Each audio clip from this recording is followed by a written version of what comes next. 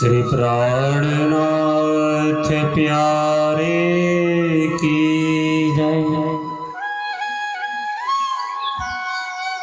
श्री सद्गुरु महाराज की जय।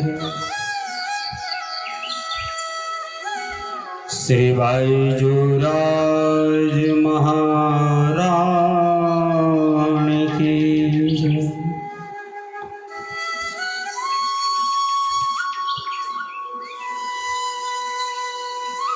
वंदो सतगुरु चरण को,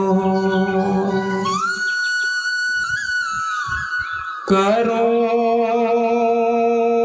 धनी प्रेम प्रणाम।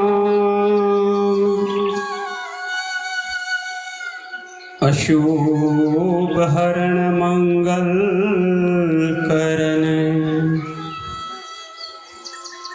धनी श्रीदेव चंद जी नाम। श्री प्राणनाथ निज मूलपति, श्री महराज सुनाम। तेज कुंवरी श्यामा युगल को, पल पल करो प्रणाम।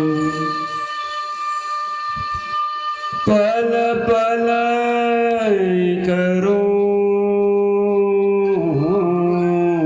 प्रणाम। श्री कृष्ण कन्हैया लाल की। आइए अक्षरातीत सचार सच्चिदानंद परमात्मा दिव्य चरणों में ध्यान लगावता पुनः श्री विजयाभिनंद बुद्ध निष्कलंक अवतार महाप्रभु महान बुद्धिना सागर श्री इंद्रावती स्वरूपा महामती प्राणनाथ जीना द्वारा प्रकट थयेला श्री तारतम सागर वाणी, कुलजम स्वरूप श्री मुखवाणी, प्रकाश गुजराती ग्रंथना प्रकरण 4 नो अंतिम चरण एटले के प्रकरण 4 नी 76 चौपाई से लेकर के 80 चौपाई तक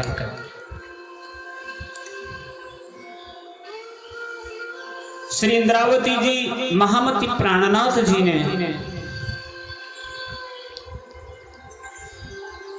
निजानंद स्वरूप सदगुरु महाराज धनी देवचंद्र जी महाराज की दिव्य लीलाओं को श्रवण करवाते हुए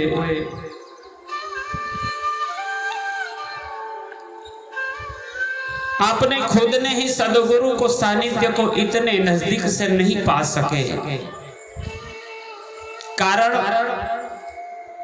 अपने अंदर रही मायावी बुद्धि, संसार के कारण काम क्रोध मद लोभ ये भी सही दिशा में नहीं लगने के कारण सच्चा मार्गदर्शन नहीं हुआ। अपना मन भी संसार में लगा था। सदगुरु आके चले गए, पुकारते रहे हर पल, कहते रहे जागो जगाओ जुगत सो छोड़ो निंद विकार, पहचान कराओ पीयूषो सुफल करो अवतार। ब्रह्म सृष्टि सुंदर साध जी को कहने आए, हम जन्म जन्मांतर में जीवों की तरह 84 लाख योनियों में भटकने वाले नहीं हैं।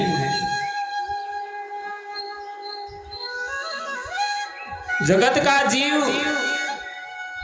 भक्ति की पूर्णता तक पहुंचने के लिए इनको मनुष्य तन धारण करना पड़ता है।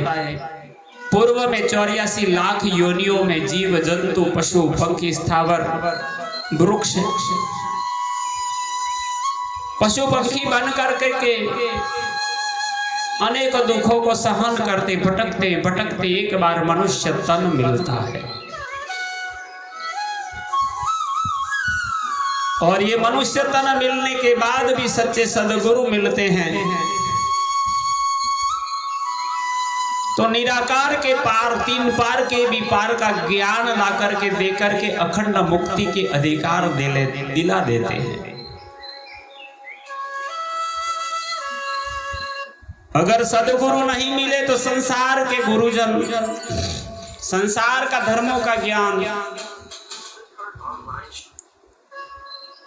ज्यादा से ज्यादा स्वर्ग या वैकुंठ तक ले जाता है और जन्म जन्मांतर से भटकने का क्रम बंद नहीं होता।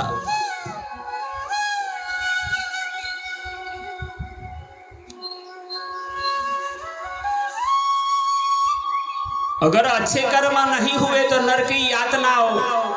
ये मायाविक जगत में काल माया के ब्रह्मांड में जो दुख का संसार है इसमें जो दुख मिलते इससे भी कठिन दुख तो नरक की यातनाएं हैं।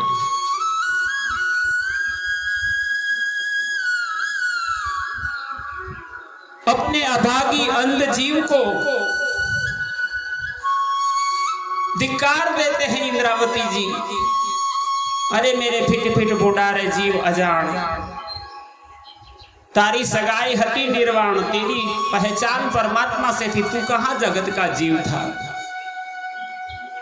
तू अखंड आनंद में राजने वाली आत्मा थी। बड़े ध्यान से सुंदर साथ जी श्रवण कीजिए। ब्रह्म सृष्टि सुंदर साथ जी को जन्म जन्मांतर में भटकना नहीं पड़ता। माया का खेल देखने पहली बार ब्रज में आए तो भी वो सीधे मनुष्य तन को धारण किया था। इस तन के पूर्व उनको भी 84 लाख योनियों में नहीं भटकना पड़ा। दूसरा ब्रह्मांड तो योग माया का ब्रह्मांड था, तो वहां पंच भौतिक देह था ही नहीं, वहां जन्म भी नहीं था, वहां मृत्यु भी नहीं था। फिर भी नूरी तन था, ये मनुष्य जैसा था और भाव बुद्धि विचारधारा सब समान देकर के भी परमधाम की ब्रह्म सृष्टि की सुरताओं को उस आनंद में अभिभूत किया। अब ये तीसरा ब्रह्मांड है और तीसरे ब्रह्मांड के अंदर संसार के अंदर की सबसे बड़ी महान आत्माएं है जिसे परमहंस कहा जाता है।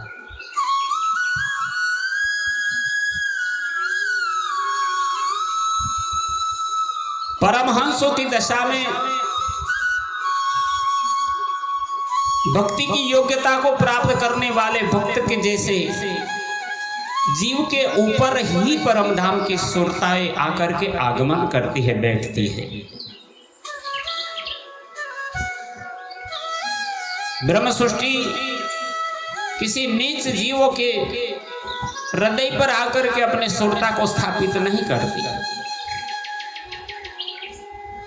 फिर भी ये जागनी का ब्रह्मांड कालमाया का ब्रह्मांड था, माया का खेल था। माया के प्रभाव के कारण ब्रह्म सृष्टि भी मोहरूपी निंद्रा के आवरण से आच्छादित होने के कारण अपना स्वभान भूल चुकी है। मैं कौन हूं, कहां से आई हूं, ये संसार क्या है, इनका कर्ता कौन है, कुछ नहीं जानती। जैसे भेड़ों के टोली में शेर का बच्चा छोटे बचपन से बड़ा होता है तो अपने आप को नहीं पहचानता, वो अपने को भी भेड़िया मानता है और भेड़ियों की तरह ही व्यवहार करता है। इसी प्रकार जगत के जीवों के बीच में आई हुई ब्रह्मधाम की ब्रह्म सृष्टि की आत्मा भी इस जगत के जीवों के जैसा ही व्यवहार करती है। इस मनोदशा को देखकर ही इंद्रावती जी ने जीव को बहुत फटकारा। रे मूर्ख तूने शू थयु ये निध जाता काई पाछू न रह्यो। हे जीव, तेरे पास सदगुरु आए थे, जगाने वाले आए थे, परमधाम का तारतम ज्ञान, ये अखंड नींद लेकर आए थे, पर फिर भी तू माया के कार्यों में इसको नहीं ले पाया। तू भी संसार के कार्यों में ही मस्त रहा। अब सदगुरु ही अपने लीला कार्य को करके चले गए हैं, तब तू क्या करेगा? कैसे पाएगा? मुक्त कैसे होगा?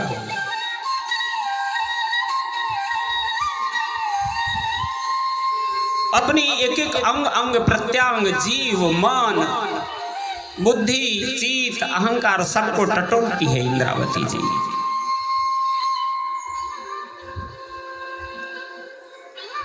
जब तक हृदय विशुद्ध नहीं होता है, विकारों से मुक्त नहीं होगा, तब तक आत्मा आनंद नहीं ले सकती।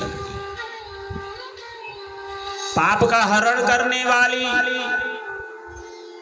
सरिता गंगा में खड़ा हुआ आदमी भी गंगा में बैठकर भी संसार की ही कामना करेगा।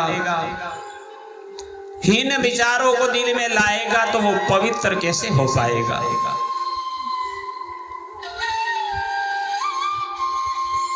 श्री इंद्रावती जी ने इसीलिए ही अपने तारतम मंत्र में ही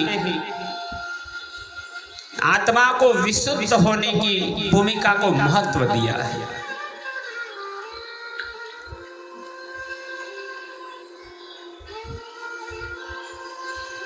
जब परमधाम की अनुभूति होने लगी, वो सुख मिलेगा,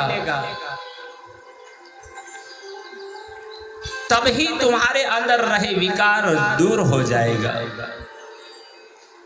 साथ जी साफ हुए बिना अखंड में क्यों पहुंचते? जब तक आपका दिल साफ नहीं होता, आप अखंड में कैसे पहुंच पाओगे? और दिल साफ नहीं होता तो परमधाम का आनंद आ ही नहीं सकता, और आनंद आ ही नहीं सकता तो वो जीव दुख में ही मस्त रहता है। स्वयं इंद्रावती जी अपने आप को दृष्टांत बना करके ब्रह्म सृष्टि को समझाती है कि हम दुख के संसार में थे, सिर्फ दुख देखने आए, पर हम दुखी क्यों होने लगे? तो इसी प्रसंग में चौपाई 74 में वर्णन करते हुए इंद्रावती जी कहते हैं, आइए श्रवण करें। एटला दुख तू केम करी सहया, अनेक विध तूने धनी कया। आप श्री इंद्रावती जी महान बुद्धि के सागर महामती प्राणनाथ जी महाराज इस अंध अभागी जीव जो परमधाम की नींद को नहीं ले पाया, इस आनंद की घड़ी आई थी फिर भी नहीं जाग पाया, उसे फिटकार कर कहते हैं, इतना कठिन विरह दुख तूने किस प्रकार सहन कर लिया? जबकि धनी ने तुझे अनेक प्रकार से उपदेश दिया था। निर्बल जीव तू थयो निर्धार, ते नव की धी धनी निसार। हे जीव जी, तेरे अंदर आत्म शक्ति की जैसी शक्ति नहीं है, तो निर्बल है। तू रोने के लिए, दुख सहने के लिए ही पैदा हुए, तेरा कर्तव्य यही है। तेरा एक आधार बन के सदगुरु आए थे, और सदगुरु ने तुझे जगाया, फिर भी तू माया के निंद्रा में ऐसा निपटता रहा। धनी के वचनों को तूने समझा नहीं, न अपने जीवन में अनुसरण किया। धनी ने बार बार अनेक दृष्टांतों शास्त्रों के प्रमाण दे करके तुझे अपने आप को ऐसे पांव भर के बताए कैसे जागना है, फिर भी तू निश्चय करके ऐसा निर्बल नीच हो गया।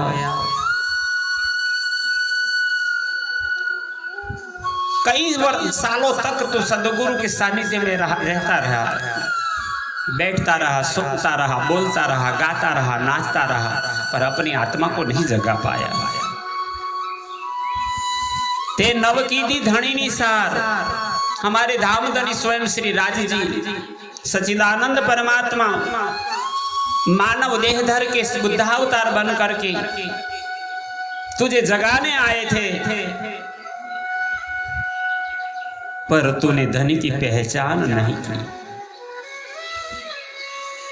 एवो अबुज अकर्मी थयो तू काय, काय नवी मास्यू रुदिया माहे।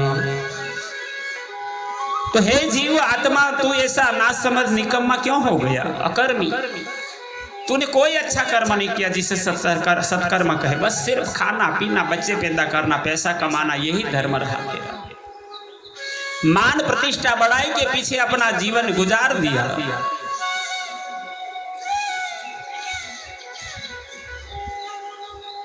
परम श्रेष्ठ भक्ति का साधन प्रेम लक्षणा भक्ति मिली थी, फिर भी सदगुरु को नहीं पहचान पाने के कारण तू अच्छे कर्म नहीं कर पाएगा।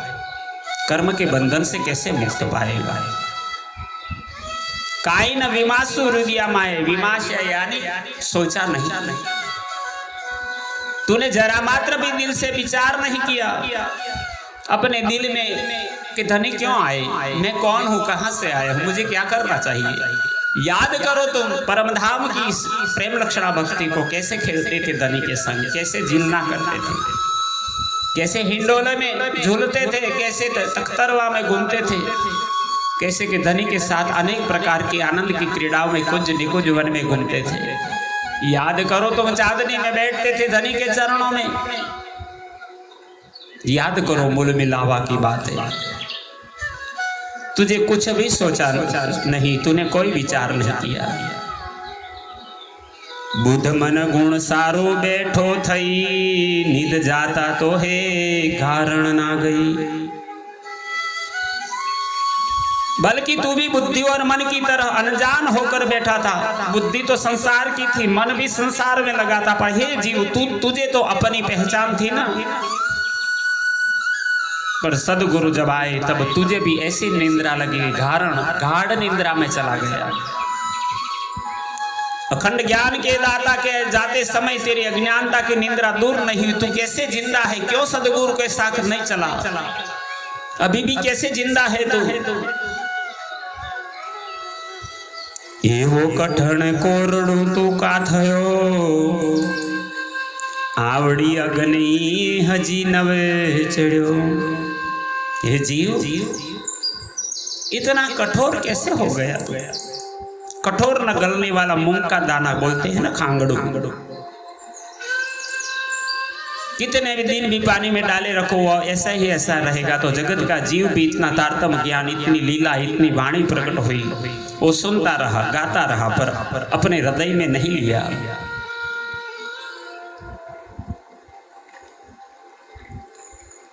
तो तू इस प्रकार न गलने वाला मूंग के दाना के जैसा खांगड़ू बन के रहा। तू इसके समान डीठ कठोर हो गया कि धनी के खंडनी के वचन रूपी अग्नि से भी नहीं गल सका। धनी ने कितने कठोर वचन कहे तेरे कारण। 5 वर्ष नो होय जे बाल, ते पण कांईक करे संभाल। तू तो समझदार हो गया था, बड़ा हो गया था, बड़ा स्थानों प्रतिष्ठा वाले स्थानों में बैठने वाला, 5 लोगों में पूछे जाने वाला था। फिर भी तेरी बुद्धि कैसी थी, 5 साल के बच्चे से भी कम। अगर 5 साल का बच्चा भी होता तो भी अपनी वस्तु, अपनी चीज को संभाल कर रखता है। मेरा खिलौना है, मेरा घर है, मेरी माँ है। तू तो अपने सदगुरु को भी नहीं पहचान पाया। 5 वर्ष न होई जे बाल, ते पण कांईक करे संभाल। ये भी अपने आप की कुछ चीजों को संभालता है। इनको ये तो याद रहता है मुझे भूख लगी है, प्यास लगी है। तुझे तो ये भी पता नहीं रहा कि मुझे कौन खिलाएगा, कौन पिलाएगा। हवे तूने हूँ केटलू कहूँ, अवसर आव्यो ते काई नवलहूँ। श्री इंद्रावती जी अपने जीव को धिक्कार देकर के ठुकराती हो और कहती, हे जीव, तू काल मृत्यु के समीप में है, अब मैं तुझे कितना धिक्कारूं। तूने आया हुआ अवसर गंवा कर कुछ प्राप्त नहीं किया, कुछ नहीं कर पाया। वैसा का वैसा रहा जैसे जगत का जीव।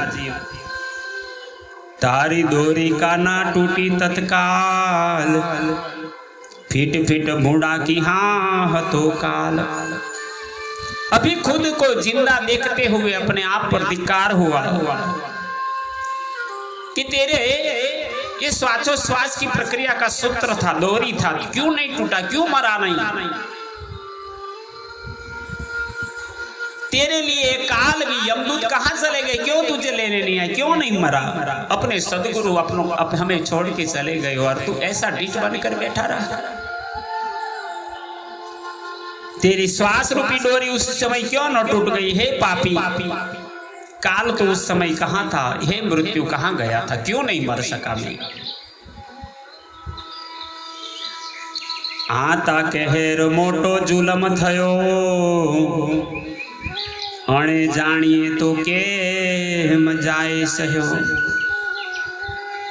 जब सदगुरु चले गए, विरह और वियोग में बिलखती इंद्रावती की आत्मा अपने आप को धिक्कार करती है कि मैं कैसा हूं। सदगुरु थे तब मैं कहीं दीवानगिरी करने, कहीं बरारब काम से, कहीं दरोल गांव में दीवानगिरी की नौकरी करने कलाजी ठाकुर के यहाँ चला गया और इतने साल मैंने गंवाए जो सदगुरु के पास रहकर अपनी आत्मा को जगा पाता। आज सदगुरु का महिमा महत्व समझ में आता है। मैंने क्या गंवाया है? धनी मेरे लिए आए थे, मुझे ढूंढते थे, मुझे जगाने आए थे, मैं कुछ नहीं कर पाया। आज सदगुरु के जाने के बाद अपने आप को अकेलापन महसूस करती हुई इंद्रावती की आत्मा रुदन करती है, बिलखती है। किसी को दोष नहीं देती, वो सुंदर साथ को समझाती है, पगला पोता ना जोता नथी बीजा ने दियो छो दोष। हमने क्या किया वो सोचो, हम दूसरे को क्यों दोष दे? हमने ही पाव नहीं भरे का। कैसा प्रेम था, याद करो परम धाम की ब्रह्म सृष्टि ब्रज में कैसे प्यार के कारण संसार को छोड़ के चली थी। योग माया की ब्रह्मांड में धनी अंतर ध्यान हुए थे, कैसे बिलखते थे, कैसी ढूंढती थी आंखें इनको, कैसे रुदन करती थी। हम बेहोश होकर के गिर गई थी और आज सदगुरु आए।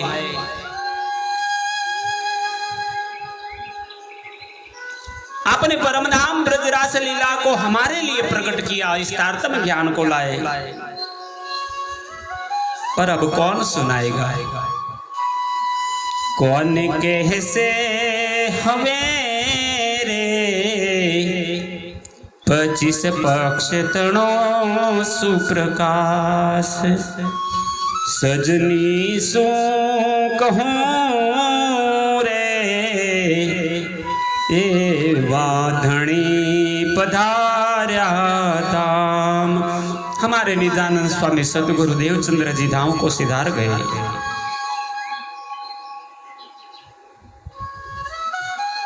बातें तो हर रोज करते थे कि हम आपके बिना नहीं रह पाएंगे। कुछ गुजरात के संत महंत लोग उपदेशों में कहते हैं प्यार की बातों को, मरीश मरीश के छे पण पाछड़ कोई मरतु नथी, हरे मरवो तो दूर पण उन राख को कोई अड़तु नथी। पहले तेरे बिना नहीं जी पाऊंगा, मैं मर जाऊंगा कहने वाला जब अपना प्रेमी मर जाता है ना, तो इनकी राख को छूते समय भी अपने आप को अपवित्र समझता है, स्नान करने चला जाता है तो छूता भी नहीं। यहाँ कितना बड़ा जुल्म हुआ, कितना कहर हुआ। हमारे सदगुरु छोड़ के चले गए और हम ऐसे बिलखते रह गए, कुछ नहीं कर पाए। अणे जानिए तो केम जाए सही। अरे रे बहनी, यह तो बड़ा जुल्म व बहर, बहुत बड़ा कहर हो गया। यदि जानकारी या पहचान हो जाती, मेरे सदगुरु छोड़ के चले जाते, तो क्या हम इनके बिना रह पाते? तो फिर यह विरह दुख क्यों सहना पड़ता? हम भी साथ में चलते। तेता में मारी मीटे जोयूं, धर्म अमारो काई नव रह्यूं। श्री इंद्रावती जी कहते हैं आज मुझे सब याद आता है कि स्मरण होता है कि मैंने क्या किया। मैंने सभी लीलाओं को, धनी के प्यार को और हमारे कर्तव्यों को हमने बराबर देखा है अपनी नजरों से। मीठी यानी नजर तेता में मारी मीटे जो, ये सब खेल, ये सब लीला मैंने अपनी दृष्टि से, अपनी नजरों से देखा है। धर्म हमारो काई न, हमारा धर्म कौन सा था ब्रह्म सृष्टि का? पतिव्रता का धर्म क्या होता है? साक्षात तणी सेवा कीजे छे आपणो धर्म, 25 पक्ष छे आपणा ये हृदय राख जो मरम। ये उपदेश हमारे सदगुरु निजानंद स्वामी ने कहा था कि साक्षात के रूप चरणों में पहुंच जाओ, ये सबसे बड़ा धर्म है। हमारो धर्म ही नहीं रहा, हमने कुछ नहीं, हमारे धर्म का पालन हम नहीं कर पाए। ऐसे रोती बिलखती इंद्रावती की आत्मा सुंदर साथ जी को सदगुरु के विरह ने योग के विलाप की बातें अपने अवगुण दिखाती है इंद्रावती जी, ये मेरे अवगुण है। और अंत में प्रार्थना भी करती है, तुम तुम्हारे गुण ना छोड़े, मैं तो करी बहुत दुष्टाई, मैं तो कर्म की अति नीच, पर तुम राखी मूल सगाई। हे सदगुरु, जो आप हमको छोड़ के चले गए, पर आज हमारे हृदय अवकाश में आप आवेश में रूप में आकर के बैठ कर के ब्रह्मात्मा को जगाने के लिए तारतम ज्ञान लाए हैं। इस प्रकाश ग्रंथ गुजराती ग्रंथ के माध्यम से ब्रह्म सृष्टि को अपना हृदय का भाव, अपने दिल के अंदर रहा विरह वियोग विलाप की बातें सुंदर साथ को सुनाते हैं प्राणाधार सुंदर साथ जी। यहाँ प्रकरण 4 पूर्ण होता है। इस प्रकरण की कुल चौपाई है 80। अभी हम 76 चौपाई से क्रमशः आगे चले थे और 80 की चौपाई में यहाँ प्रकरण 4 प्रकाश ग्रंथ गुजराती का पूर्ण होता है। हमारी आपके चरणों में इस वाणी को समर्पित करते हुए प्रार्थना है, पद्मावतीपुरी धाम पन्ना में रह करके गुरुजनों से, हमारे गुरु जी गुड़ाला वाले पन्नालाल जी महाराज और धर्म गुरु पंडित चेतन दास जी महाराज, इनके चरणों में बैठ कर के वाणी का ज्ञान का अनुमोदन किया था, वहां तालीम लिया है। इनके माध्यम से ही मैं आपको इस वाणी की चर्चा का भावानुवाद, श्रीमुख वाणी चर्चा आपके चरणों में हिंदी में इसीलिए कर रहा हूं कि पूरे भारत भर के सभी सुंदर साथ इस दिव्य ज्ञान का लाभ ले सके। आशा करता हूं ये ज्ञान आपके जीवन में सुख संपत्ति आनंद रिद्धि सिद्धि और मुक्ति का अधिकार दे दे, आपका जीवन सफल हो जाए, धनी के दर्शन का अधिकार मिल जाए, आपका परम धाम का आनंद आपके दिल में प्रकट हो जाए। कहते हुए श्री कृष्ण प्रणामी मंदिर पिपलाता से आचार्य श्री जगदीश चंद्र भट्ट और परिवार और साथ में इस महान कार्य में जुड़े हमारे मित्र सुंदर साथ अंकुर पडियार, जो राघोपुरा चकलासी गांव से है, जो इस कार्य में सेवा कार्य में हमारे साथ सम्मिलित है, हम दोनों का आप सभी सुंदर साथ जी के चरणों में कोटि कोटि प्रणाम। बोलो श्री प्राणनाथ प्यारे की जय। प्रणाम।